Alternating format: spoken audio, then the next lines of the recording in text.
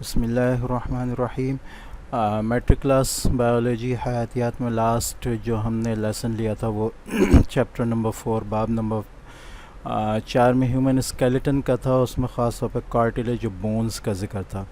Next جو ہمارا topic ہے وہ ہے اسکیلیٹن کے بارے میں کہ اسکیلیٹن سپورٹ اور موومنٹ کس طرح پرووائڈ کرتا ہے۔ اسکیلیٹن جو انسانی ڈھانچہ ہے وہ اس کا جو اصل کام ہے وہ سہارا اور جو ہے حرکت کو جو ہے آسان بنانا ہے، سہارا پرووائڈ کرنا ہے اور حرکت کو آسان بنانا ہے۔ اس کی یہاں وضاحت کی گئی ہے۔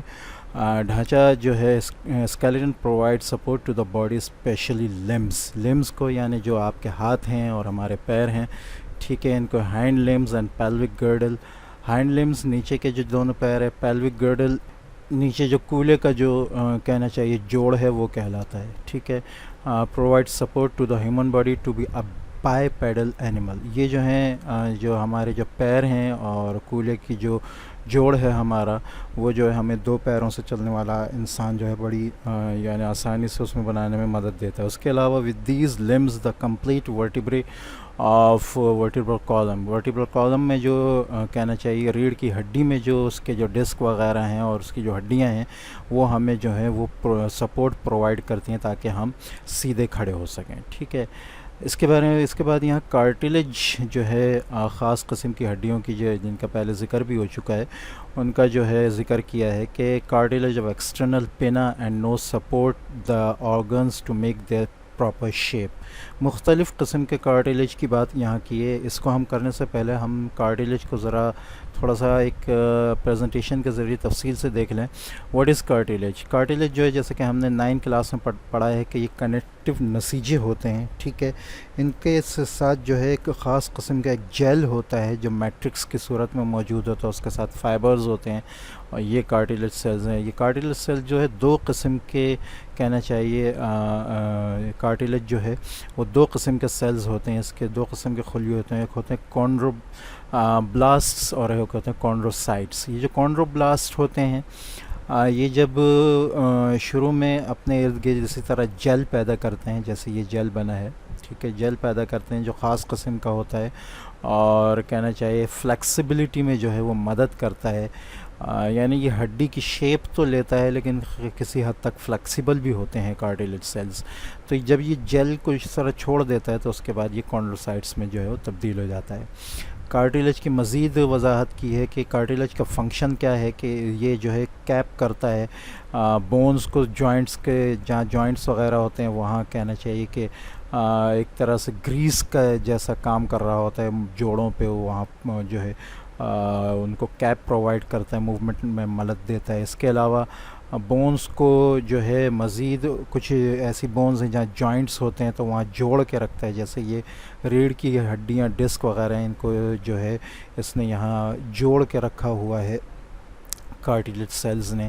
اس کے علاوہ یہ کہ شیپ بھی پرووائڈ کرتا ہے، ناک کی جو ہڈی ہے اس میں کارٹیلیج سیل موجود ہوتے ہیں، کان کا جو پنا ہے اس کے اندر جو ہے کارٹیلیج سے، اس کے علاوہ ٹریکیا میں جو ہمارا کہنا چاہیے کہ گلے کا جو ریسپائریٹری سسٹم کا جو راستہ ہے وہاں پر بھی جو ٹریکیا موجود ہے وہاں پر بھی یہ کہنا چاہیے کہ شیپ پرووائڈ کرنے میں مدد کرے۔ تو اس کے یہ 3 بنیادی کاموں کے اگر ہم یہاں غور کریں تو مختلف جگہوں پہ یہ ہمیں نظر آ رہا ہے، جیسے کہ گھٹنے کی ہڈی میں نظر آ رہا ہے، ریڑھ کی ہڈی میں نظر آ رہا ہے، ناک، ٹریکیا اور کان کی ہڈی میں جو ہے نظر آ رہا ہے، ٹھیک ہے۔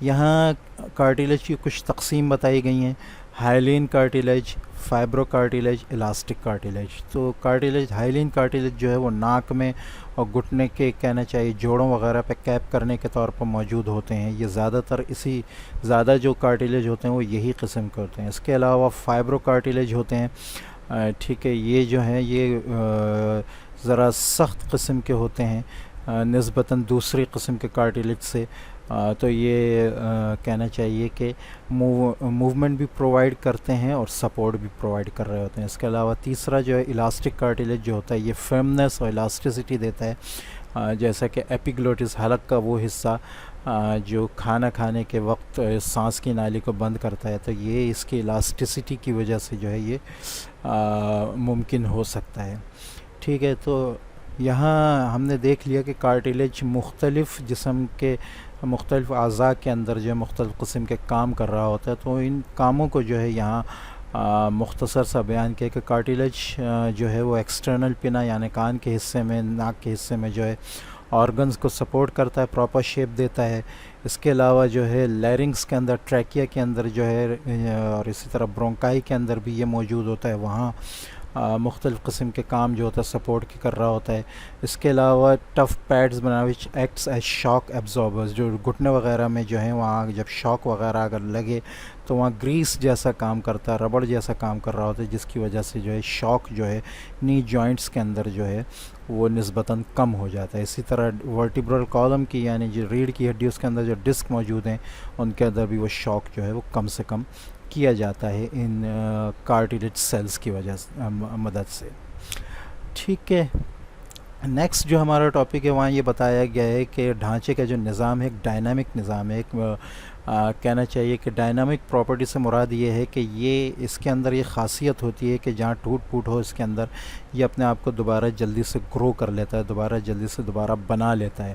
آگے بتایا کہ 5% سے لے کر 10% جو ہے ہماری بونز جو ہیں وہ ڈیزالو ہو جاتی ہیں مختلف قسم کے حادثوں کی وجہ سے, مختلف قسم کے کاموں کی وجہ سے, پرانے ہونے کی وجہ سے. تو ان کو نیا جو ہے وہ دوبارہ بنایا جاتا رہتا ہے, جس کو ری ماڈلنگ کا کام کہتے ہیں. ٹھیک ہے, while in the growing age of bones enlarge, ہماری جو ہڈیاں ہیں وہ جیسے جیسے ہم بڑے ہوتے جاتے ہیں وہ بڑی بھی ہوتی ہیں.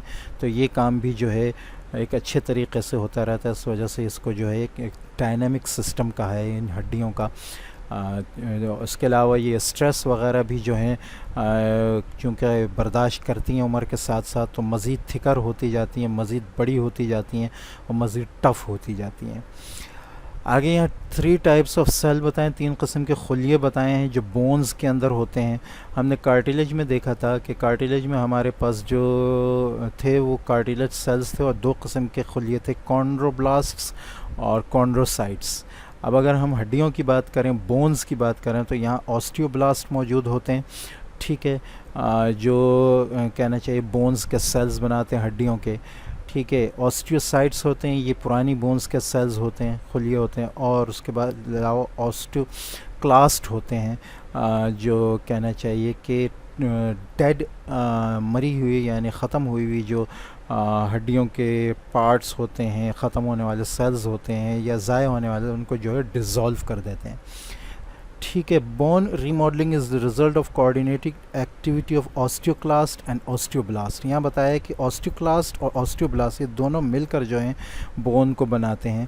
آسٹیوکلاسٹ کا کام کیا ہوتا ہے کہ یہ نئے سیلز, آسٹیوکلاسٹ کا کام یہ ہوتا ہے کہ یہ پرانے سیلز کو جو خراب ہو گئے ہوتے ہیں ان کو ڈیزالو کر کے ختم کر دیتا ہے, جبکہ آسٹیوبلاسٹ کا کام یہ ہوتا ہے کہ وہ نئی ہڈیاں جو ہے جہاں ضرورت ہو ان کو بنانے میں مدد دیتا ہے. This coordination can be seen clear at the time of repair of broken bone. جب ہڈی ٹوٹتی ہے تو وہاں یہ کام جو ہے بہت تیزی سے ہوتا ہے. اس کو بتایا ہے کہ یہ 6 ہفتوں میں کس طرح ہوتا ہے. ٹھیک ہے, تو یہاں انہوں نے یہ بات کہی ہے کہ جب ایک ہڈی ٹوٹ جاتی ہے تو اس کے گرد جو ہے وہاں جو خون کی جو نالیاں ہوتی ہیں وہ ایک بڑا کلاٹ بنا لیتی ہیں, خون جو ہے وہاں جمع دیتی ہیں, جس کے اندر جو ہے فیگوسائٹک سیلز اور آسٹیوکلاسٹ جو ہیں وہ اس کے اندر جو ٹوٹے پھوٹے مادے ہوتے ہیں ہڈیوں کے ان کو ڈیزالو کر کے جو ہے ان کو ختم کرنے کی کوشش کرتے ہیں. اس کے بعد کیا ہوتا ہے کہ جب یہ فریکچر جو ہوتا ہے جس کے ارد گرد خون کا کہنا چاہیے جم گیا ہے, خون کلاٹ کر گیا ہے, تو یہاں کیا ہوتا ہے کہ fracture rupture the periosteum and stimulates the production and release of numerous osteoblast. یہاں آسٹیوبلاسٹ جو ہیں وہ کام کرتے ہیں. یہ پیریسٹیم جو ہے یہ باہر کی ہڈیوں کی پٹی ہوتی ہے جس کو ہم نے 9 کلاس میں شروع میں پڑھا تھا تفصیل سے, کنیکٹیو ٹیشوز میں, کنیکٹیو نسیجوں کے اندر.